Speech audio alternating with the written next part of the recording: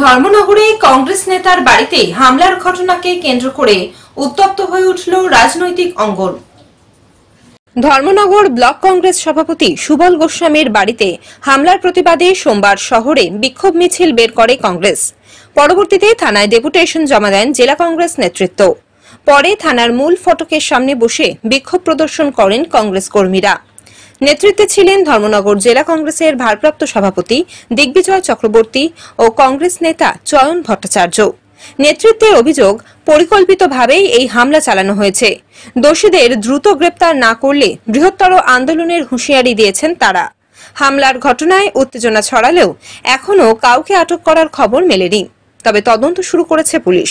কংগ্রেস ভবন থেকে একটু বিক্ষোভ মিছিল করে ধর্মনগর থানায় জড়ো হয়ে ধর্মনগর থানার ওসি সাহেবকে আমরা বলেছি, যত সময় আসামিকে অ্যারেস্ট করা হবে না আমরা ধর্মনগর থানা চত্বর ঘেরাও করে রাখব। আমরা দেখতে পাচ্ছি 2018 বিধানসভা নির্বাচনের পর থেকে সংস্কৃতির শহর ধর্মনগর, যে ধর্মনগরের সুনাম সারা ত্রিপুরা রাজ্যে ছিল, সেই ধর্মনগরের সুনামকে ব্যাহত করে কিছু কতিপয় মানুষ নিগেশন বাণিজ্য কায়েম করার জন্য ধর্মনগরের সাধারণ মানুষের দোকানপাট থেকে চাঁদা আদায়, বিরোধী দলের নেতাকর্মীদের বাড়িতে ভাঙচুর, নেতাকর্মীদের হেনস্থা করা, দোকানপাট ভাঙচুর করা নিত্যদিনে পরিণত হয়েছে, যা আজকে সাধারণ